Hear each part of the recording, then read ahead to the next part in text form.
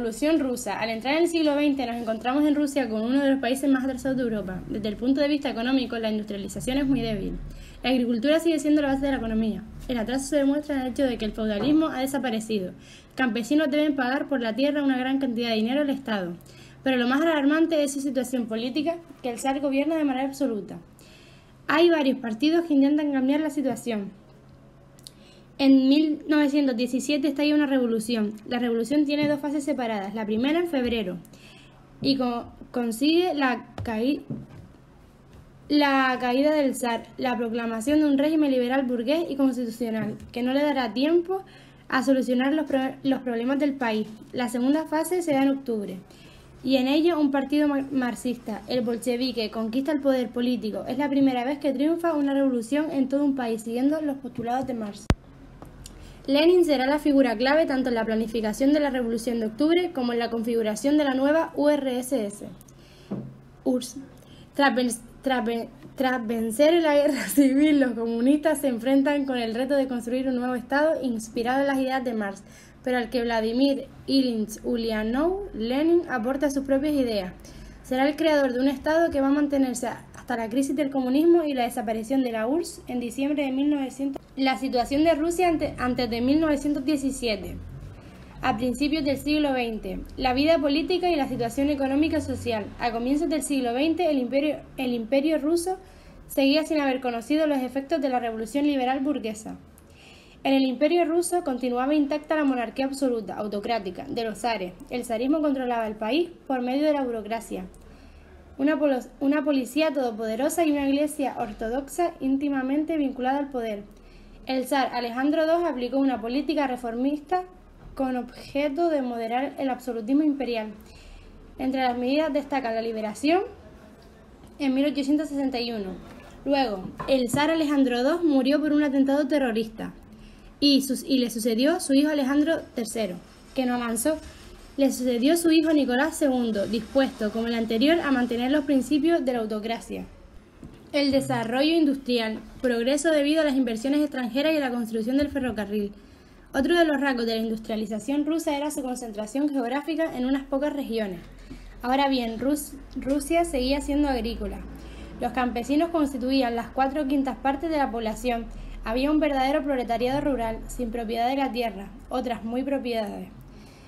La sociedad rusa, por tanto, ofrecía grandes desigualdades. Había una minoría dueña de grandes fortunas y una gran mayoría de campesinos y obreros industriales, con muy malas condiciones de vida y unos trabajos miserables. Luego, la clase media era muy poca numerosa y débil, con más o menos condiciones de vida. Ellos dejaban enfrentados a las masas populares con los grupos privilegiados. A principios del siglo XX formaron partidos políticos. Primero, el Partido Constitucional Demócrata o Partido Cadet. Segundo, el Partido Socialista Revolucionario. Y tercero, el Partido Obrero Socialdemócrata Ruso, que fue un partido marxista y se fundó en 1898. Luego está la Revolución de 1905 y el régimen semiconstitucional. En la Primera Guerra Mundial, la Revolución de 1905.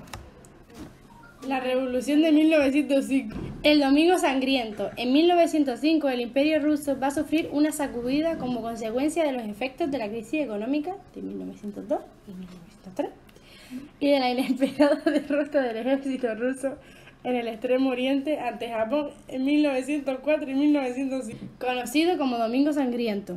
Unos 100.000 huelguistas dirigidos por el Pope Gapón se dirigen en manifestación al Palacio Imperial de San Petersburgo. Pretendían hacerle llegar al zar un manifiesto donde le hacían saber las explotadoras condiciones de trabajo que venían soportando. Este fue recibido a tiros. La masacre puso en marcha un movimiento de protesta. Las huelgas y manifestaciones se extendieron a otras ciudades y al campo. También parte del ejército se sumó a la protesta. Los marineros del acosado Potemkin en el puerto de Odessa. A su vez empezaron a constituirse soviets, que era una agrupación de trabajadores de diversas ciudades y distritos rurales, con el objeto de controlar las huelgas y darles un contenido revolucionario. En octubre se formó el Soviet de San Petersburgo, organizado por Trotsky. Más adelante, en las revoluciones de 1917, la de febrero y la de octubre, se comprobará la importancia de los soviets en revolucionarios. La Revolución de Octubre de 1917. La República Socialista. La conquista del poder por los bolcheviques. El gobierno provisional, con su empecinamiento en continuar la guerra, perdía continuamente popularidad mientras los bolcheviques la ganaban al divulgarse en su programa. Terminar la guerra, nacionalizar la industria, la banca y la tierra. El 9 de octubre, Lenin vuelve de su exilio en Finlandia y se instala en San Petersburgo. Días después, el Comité Central del partido acepta su propuesta de conquistar el poder y poner fin al gobierno de Kerensky. Trotsky es de la misma opinión. Es elegido presidente del Soviet de Petrogrado y se encarga de organizar las milicias populares de la Guardia Roja. La operación es rápida. En la noche del 25 de octubre, guardias rojas y soldados afines se hicieron con el control de San Petersburgo, central telefónica, correo, estación de ferrocarril, Banco Nacional, ministerios y el Palacio de Invierno, sede del gobierno, al que también apuntaban los cañones del crucero Aurora. El gobierno cayó sin resistencia y Kerensky huyó al extranjero. Los bolcheviques se hacían con el poder en Petrogrado. La revolución se extendió a Moscú y a otros núcleos industriales de Rusia. Otras partes del país permanecían bajo el poder de las antiguas autoridades zaristas. Los bolcheviques, en fin, tendrán que hacer frente a graves problemas tanto económicos como sociales, crear nuevas instituciones, lograr la paz en la Primera Guerra Mundial y, ante todo, ganar una guerra civil en el interior contra los que no son partidarios de su régimen.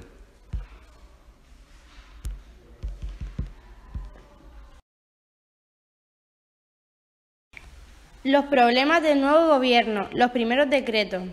El comunismo acababa de nacer. El nuevo gobierno, denominado Consejo de Comisarios del Pueblo, estaba presidido por Lenin e integrado por bolcheviques que, a partir de ahora, se llamarán comunistas. En él también figuraban Trotsky como comisario de Asuntos Exteriores y Stalin como comisario de Nacionalidades.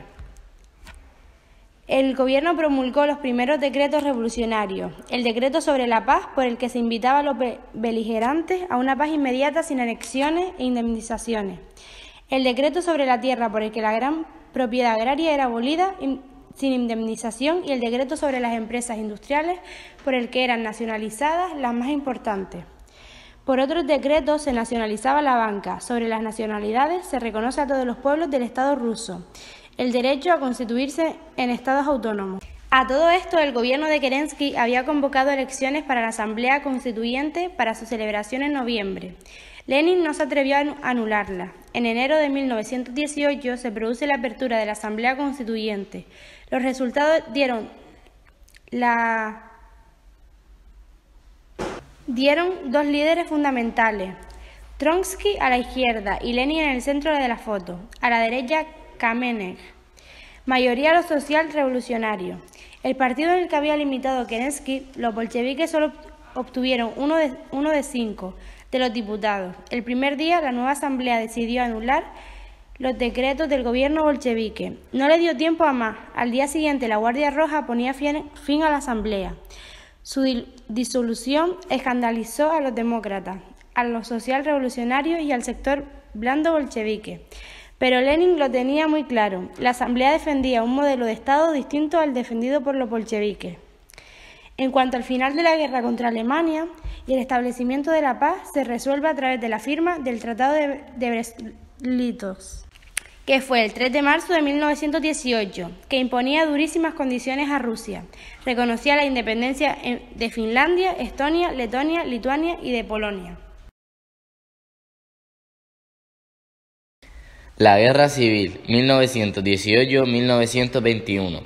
Desde el verano de 1918, el régimen bolchevique tuvo que afrontar una guerra civil y una desastrosa situación económica. Generales zaristas reorganizaron los ejércitos blancos, que son llamados así por el color del uniforme militar de la época de los zares. Estaban apoyados por las potencias extranjeras: Inglaterra, Francia, Japón y Estados Unidos, que temían la extensión de la revolución y además defendían sus capitales invertidos en Rusia, confiscados por el gobierno comunista. Para hacer frente al peligroso momento, Trotsky fue el encargado de organizar el Ejército Rojo con una disciplina rigurosa, con comisarios políticos que vigilaban a los combatientes y fomentaban el ánimo revolucionario. El gobierno de Lenin se endureció, se hizo más autoritario. La Cheka, o la policía política, creada en octubre de 1917, perseguía a la oposición social revolucionario y menchevique, que en contexto tuvo lugar el asesinato del zar Nicolás II y su familia en la noche del 16 al 17 de julio de 1918. La victoria del Ejército Rojo ya era una realidad en 1921. No obstante, la toma de Vladivostock el año siguiente señaló el fin de la Guerra Civil Rusa en 1918-1920. Un rígido control de la economía. Paralelamente, para hacer frente a las necesidades del ejército, el gobierno decidió imponer lo que se llamó el comunismo de guerra. Toda la economía pasó a estar dirigida y controlada por el Estado. Como medidas económicas, se nacionalizaba la industria, el comercio interior y exterior, y se establecían la requisa en la agricultura. Sobre las medidas sociales, se declaró el trabajo como obligatorio y se fijó un salario único.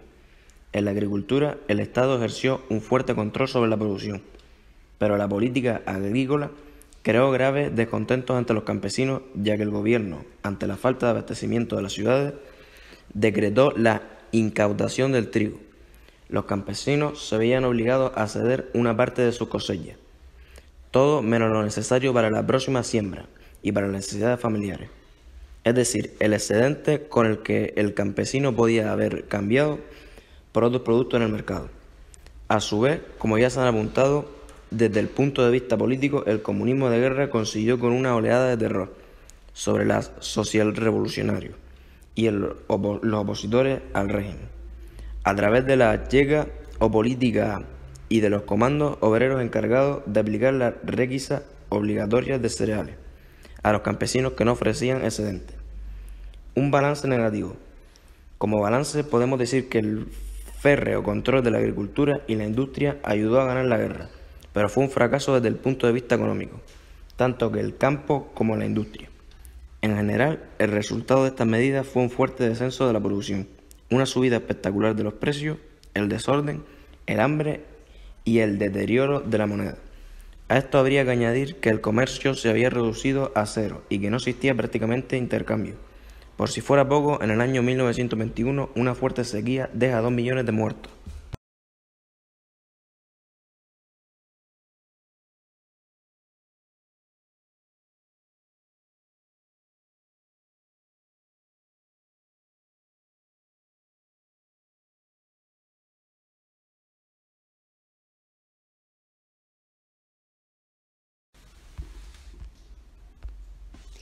La configuración del nuevo Estado socialista soviético hasta la muerte de Lenin. Primero, la primera fase, que es la creación de nuevas instituciones, en 1917 hasta 1921. La configuración del Estado y del Partido Comunista.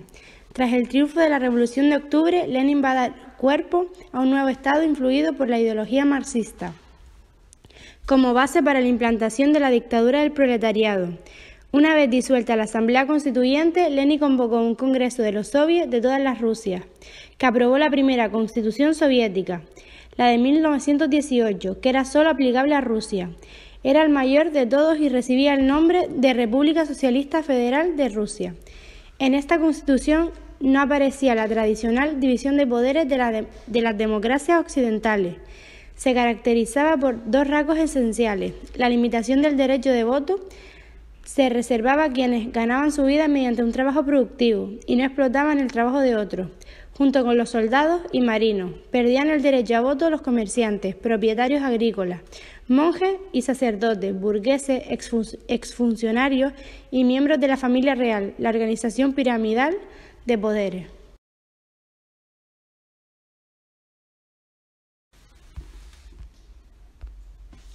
La configuración del nuevo Estado socialista soviético hasta la muerte de Lenin.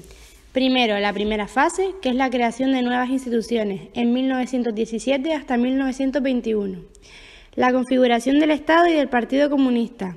Tras el triunfo de la Revolución de Octubre, Lenin va a dar cuerpo a un nuevo Estado influido por la ideología marxista, como base para la implantación de la dictadura del proletariado. Una vez disuelta la Asamblea Constituyente, Lenin convocó un congreso de los soviets de todas las Rusias, que aprobó la primera constitución soviética, la de 1918, que era solo aplicable a Rusia. Era el mayor de todos y recibía el nombre de República Socialista Federal de Rusia.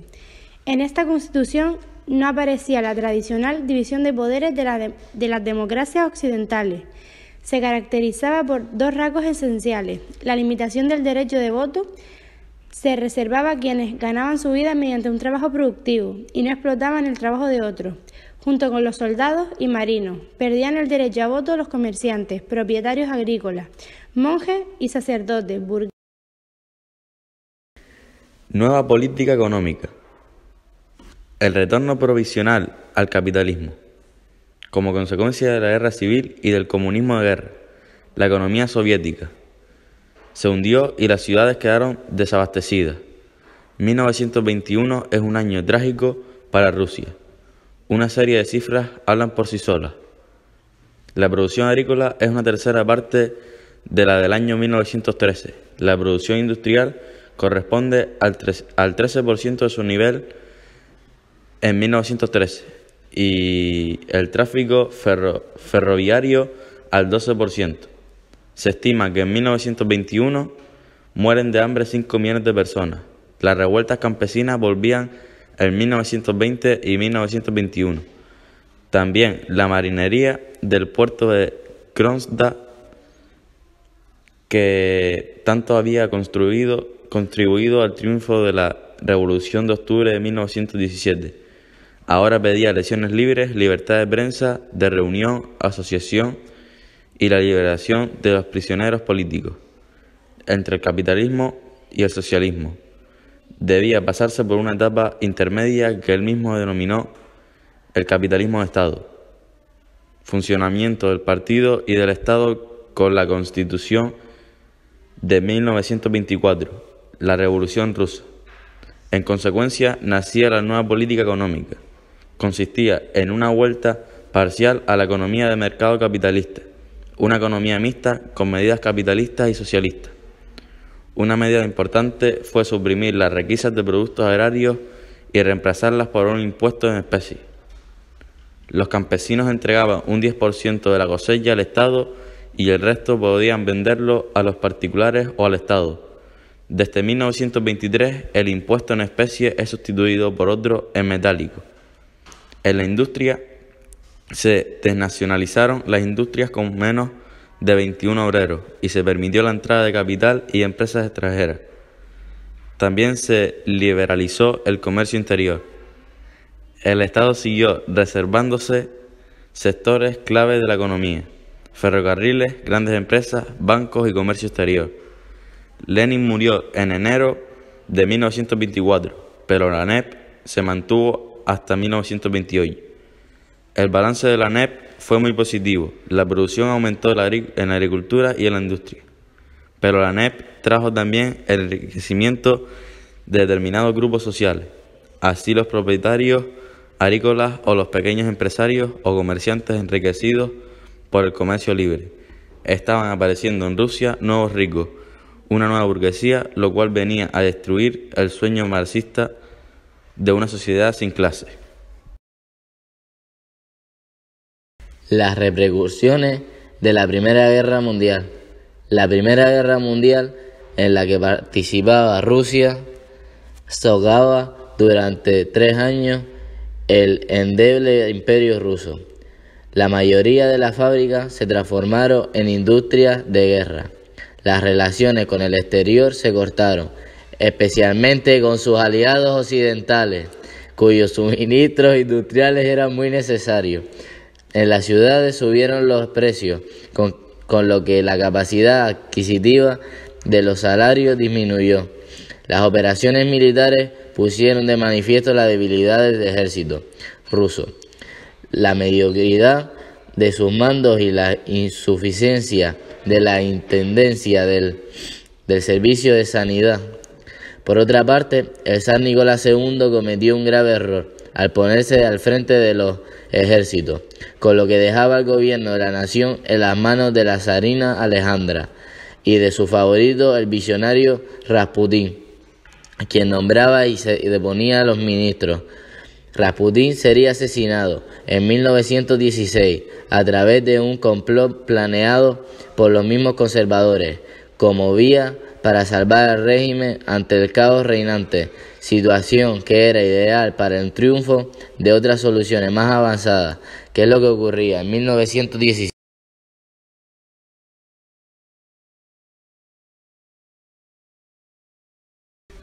Las revoluciones rusas, febrero, y la revolución burguesa, octubre, y la revolución obrera.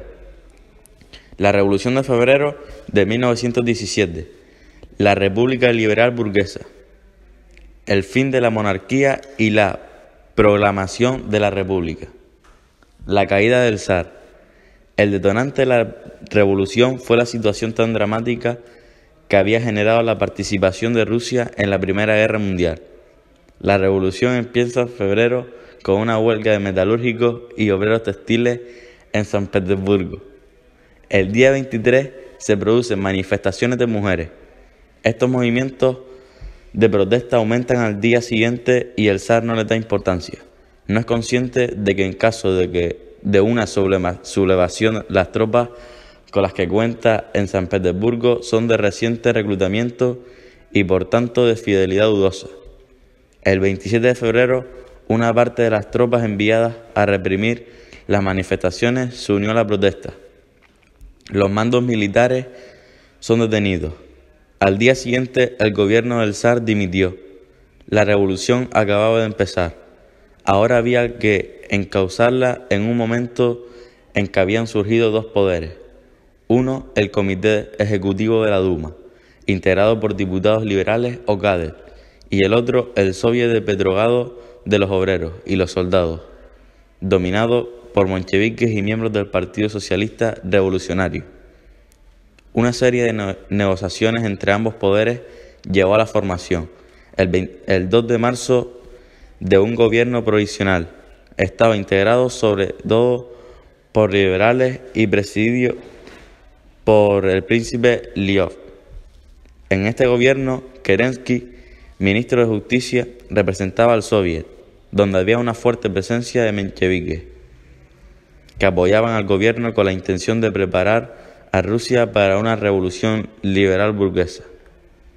Paralelamente, en la noche del 2 al 3 de marzo, Nicolás II, al ver que no controlaba la situación y que estaba solo, decidió abdicar en su hermano el gran duque Miguel, pero este renunció. En Rusia desaparecía la monarquía y se convertía en una república.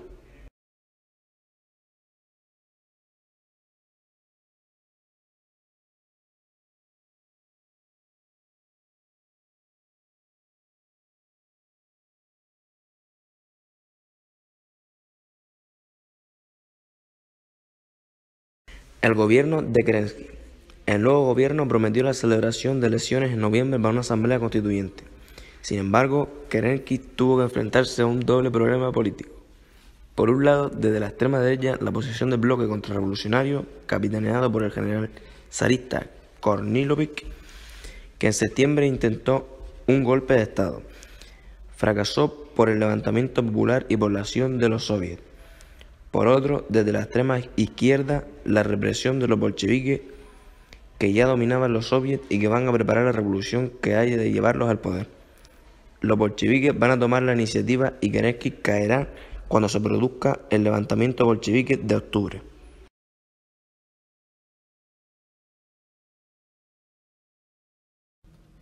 La planificación económica, planes quinquenales. Stalin acabó con la NEP en 1929 e impuso la planificación de la economía con planes quinquenales. Va desde 1929 a 1933, con intención de acelerar la industrialización de la URSS. Pasamos a hablar del primer plan quinquenal. Señalaban los objetivos económicos que era preciso alcanzar. Los recursos para financiar la industrialización tenían que venir de la colectivización del campo, es decir, los campesinos tenían que aportar sus tierras y su ganado de propiedad privada a las granjas colectivas o colectividades. Al oponerse centenares de miles de campesinos acomodados, los kulaks y sus familias murieron, y otros muchos más fueron deportados a campos de trabajo de Siberia. El segundo plan quinquenal fue de 1933 a 1937. Su balance final fue también positivo, ya que la producción se dobló y las agrarias creció un 50%. El tercer plan quinquenal fue de 1937 hasta 1942, que fue interrumpido por la guerra de Alemania en 1941. Después, en 1945, se introdujeron nuevos planes. La dictadura de Stalin. En la política, Stalin estableció un poder donde constituye un estado totalitario.